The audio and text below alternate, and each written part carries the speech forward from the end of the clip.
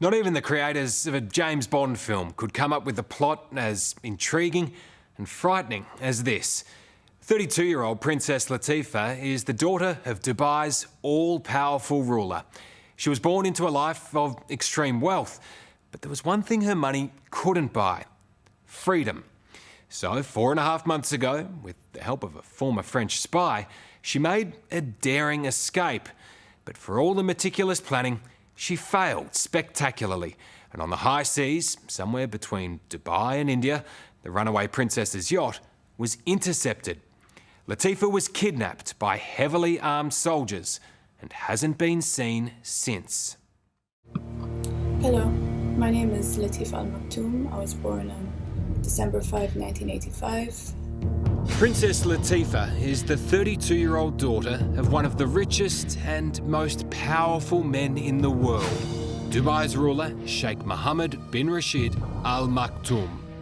And I'm making this video because it could be the last video I make. Yeah. This 38-minute video, recorded days before her attempted escape from her homeland, contains allegations which, if true, blow apart the glossy billion-dollar reputation of Dubai as a progressive beacon in the Middle East. My vision is to Dubai to be #1. And the princess attacks her father's character as well. A man who mixes with royalty and rulers, who's the world's largest investor in horse racing, winner of the Dubai World Cup, and the force behind the globe's biggest airline, Emirates. All my father cares about is his reputation. And if you are watching this video, it's not such a good thing. Either I'm dead or I'm in a very, very, very bad situation. The princess has not been seen since March the 4th this year, when it's claimed commandos stormed a yacht in international waters off India to grab Latifa and drag her back to Dubai. As intriguing as the claims are, the princess's story is backed by 4 main allies. The woman who escaped Dubai with Princess Latifa and was with her on the getaway yacht, Tina Johanan. They were telling me, close your eyes or we'll shoot you right here. Take your last breath now. What was the last image you have of Latifa? She was kicking and screaming and she was fighting for her life. And you haven't seen Latifa since then? No. The yacht's skipper, French spy Hervé Jobert. I could not believe the daughter of the ruler would want to escape. You know, when a woman speaks about abuse, torture, imprisonment. Australian human rights activist Rada Sterling, who received the final frantic telephone call for help from the princess. The first thing she said, help me, there's people outside, there's men outside, I can hear gunshots, please help me. And I just jumped 20 feet in the air, you know, it was serious. And British lawyer and businessman David Haig. Have you made the whole thing up? Well, clearly not. And, you know, the evidence is all there. You know, it's not just us now. The United Nations has accepted this. Human Rights Watch is behind us. It's not just us. At the beginning, it was just us. And we were battling everybody, thinking, well, this is so fantastic. It sounds like a movie. It can't be true. But then people started to realize it was true. Well, I swear I can see right through you. To the outside world, Princess Latifa lived a privileged and carefree life in Dubai. Her best friend, Tina Johanan, says she had a passion for adventure, skydiving in particular. But there was also a darker side to her life. The princess confided in Tina how she'd been imprisoned and tortured after first trying to flee Dubai when she was a teenager. So in total, I was in prison for 3 years and 4 months. I went in June 2002, and I came out October 2005. It was constant torture. Even when they weren't physically beating me up, they would torture me. They would switch off all the lights. I was in solitary confinement by myself totally. And there's no windows, there's no lights. So when they switched off the light, it was pitch black. They could switch it off for days. So I didn't know when one day ended and the next began. She basically had no freedom. She had curfews. Obviously, she could not have a normal life and say, for example, date a guy if she wanted to. She was not allowed to have certain friends, even talk to certain family members. Her life was just very restricted, and it felt like she always had to look over her shoulder. She had also not traveled for nearly 2 decades. What kind of woman was Latifa? I mean, was she, in a sense, a Western woman trapped in the Middle East? I always felt that Latifa was very different from other Emirati women. First of all her friends were Westerners, so she didn't feel comfortable hanging around with the local people, and she didn't feel like she belonged in that culture at all.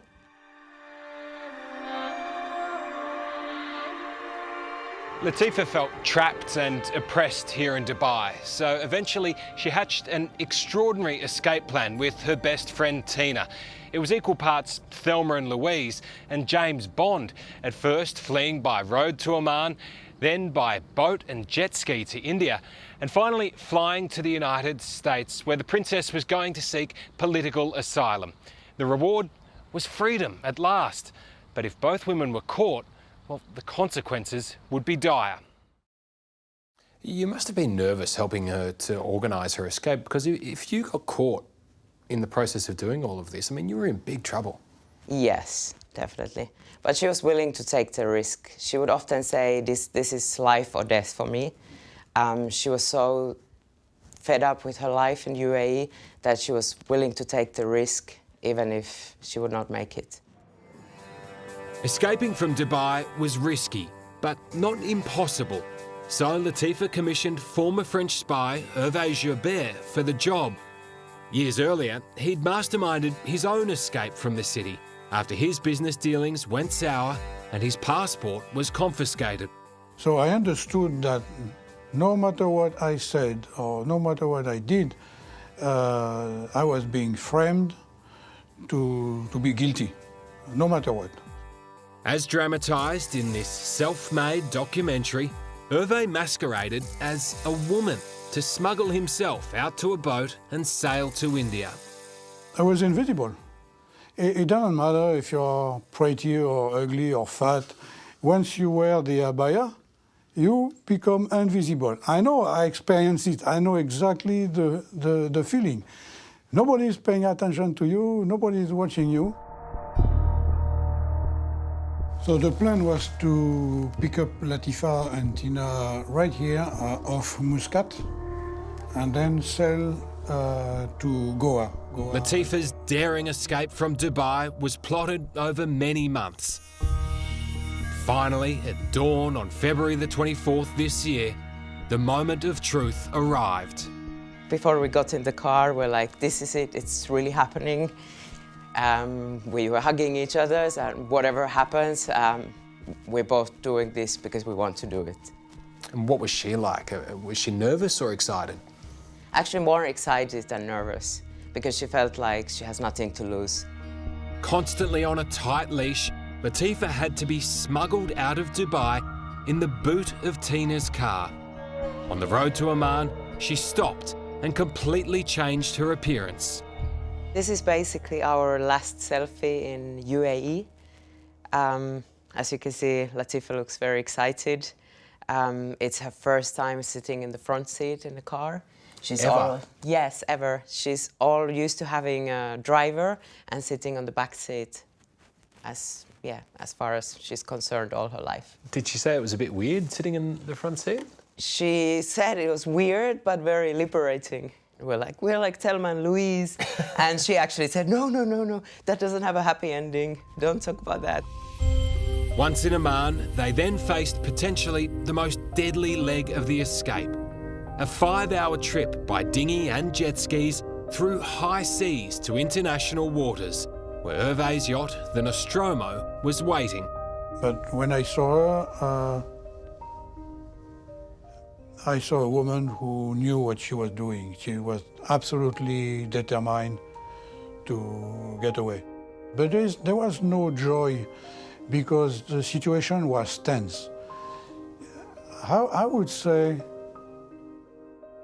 it's like you are in a war zone, so you are not safe yet. So what happened then? You set sail for India? And then right away, turn around the boat and I sailed away. It was then an 8-day voyage to Goa in India, through what's infamously referred to as Pirate Alley off the coast of Oman. On day 2 of the journey, Latifa decided to message her family and let them know she'd escaped. Dear friends and family, I've left Dubai. And she was also stating the reasons. Did she get replies from any of her family members? Well, their responses were really shocking. Like, one of her sisters' reply was, "What the fuck?" The alarm was now well and truly raised. An Interpol red notice issued at Dubai's request confirms Latifa's disappearance, but it states she'd been kidnapped. Why did she message them at that stage and not wait until you'd made it to India? I think she was so excited that she finally had her freedom. So she thought already she was free at this stage. She didn't think there was any trouble coming before they got to India. No, she was aware of some trouble coming, but imagine being living in a golden cage all your life. And trouble did come, just as they were desperately close to their destination. They'd almost reached India's tourist hotspot of Goa when Hervé noticed they were being tracked by air and by sea. He claims the Indian Coast Guard was on their tail. But being in international waters, Hervé assumed they'd be safe. He was wrong. At 10 p.m. that night, they were raided. When they attacked us, it was brutal. I mean, brutal. And I'm a military guy. I know the difference between soft and violent. And also I was the captain. I was concerned for everybody else, my crew and Latifa and Tina, because had I made the wrong move, they would have shot me on the spot. I know, I saw their face. Those guys, they're trained, trained killer. That's when we started hearing noises from the upper deck, which sounded like gunshots. We were really, really scared. I thought that was it. I was not going to make it. Coming up, They hit me, blood was pouring out of my head. a desperate cry for help. Latifa telephoned me and said I can hear gunshots. And a princess is captured. She said, "Don't take me back to UAE, rather shoot me here." And now they've put themselves in the corner. The world is watching them. Where is she? That's next on 60 Minutes. Hello, I'm Tara Brown. Thanks for watching. To keep up with the latest from 60 Minutes Australia, make sure you subscribe to our channel. You can also download the 9Now app for full episodes and other exclusive 60 Minutes content.